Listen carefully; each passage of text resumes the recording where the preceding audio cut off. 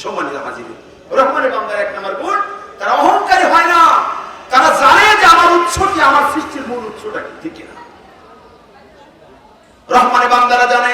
আল্লাহ কোরআনুল কারীমের মধ্যে সূরা দাহরে বলেছেন, হাল আতা আলাল ইনসানি হিনুম মিনাদ দাহরি লাম ইয়াকুন শাইআম মাযকুরা। সুবহানাল্লাহ বলেন তো। মানুষ কি একবার ভাবে না তুমি যে অহংকার করবে, গর্ব করবে, ভাব দেখাবে, ভাব দেখালে তোমার মধ্যে কি রয়েছে? অহংকার করার মতো তোমার মধ্যে কি আছে? তোমার তো কিছুই নাই। তুমি কি একবার তোমার ব্যাকগ্রাউন্ডের দিকে তাকাইছো?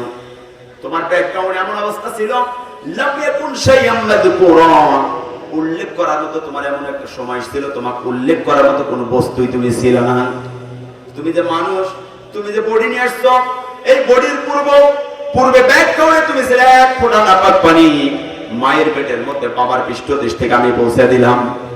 40 দিন পর্যন্ত সেই পানিকে আমি রব্বুল আলামিন ওইভাবে রাখলাম। 40 দিন পরে সেই মায়ের রেহেমের মধ্যে, ওভাবের মধ্যে 40 দিন পরে সেই পানিকে আমি আল্লাহ পাক রক্তের টুকরা বানালাম। এরপরে 40 দিন পরে তোমার সেই অস্তিত্ব রক্তের টুকরা কি গোস্তের টুকরা আমি বানালাম। এরপরে মানবাকৃতি দান করলাম, দান করে দিয়া তোমাকে প্রাণ পাখি দিলাম, সুন্দর চামড়া দিয়ে তোমার বডিটাকে সুন্দর করে দিলাম। বান্দারে 10 মাস পরে মায়ের পেট থেকে তোমাকে দুনিয়ার মধ্যে এমন অসহায় করে নিয়ে আসলাম, এটাকে তোমার জানার জন্য, বোঝার জন্য, তুমি যেন অহংকারী না হও। এই অসহায়ত্বের কথা কোরআনের মধ্যে আমি বর্ণনা করেছি, মানুষ যেন অহংকারী না হয়। সুবহানাল্লাহ বলেন। মানুষ যেন অহংকারী না হয়, এই জন্য অহংকারী না হওয়ার কারণে আমি আল্লাহ পাক তোমাকে এটা বর্ণনা করে জানিয়েছি। মায়ের পেট থেকে দুনিয়ার মধ্যে আনার পরে এমন অসহায় করে দিলাম, তুমি খাইতে পারলে, খাওয়ার ক্ষুধা লাগলে কান্না ছাড়া কোনো ভাষা ছিল না। প্রয়োজন হলে কান্না ছাড়া কোনো ভাষা ছিল না, অসুবিধা হলে প্রয়োজন হলে কান্না ছাড়া ভাষা ছিল না। আমি আল্লাহ পাক তোমার এই অসহায়ত্ব থেকে ধীরে ধীরে তোমাকে কেটে দিয়া এত বড় স্ট্রাকচার দিয়া বড় বানালাম। আমি আল্লাহ যে আসি জ্ঞানটাও তোমারে আমি দান করলাম। এরপরেও তুমি আমার সাথে কেন উদ্ধৃত আচরণ করছো, অহংকার করবে? ঠিক কিনা বলে? এরপরে নির্দিষ্ট দিনের জন্য তুমি এখানে এসেছো, নির্দিষ্ট দিনের জন্য।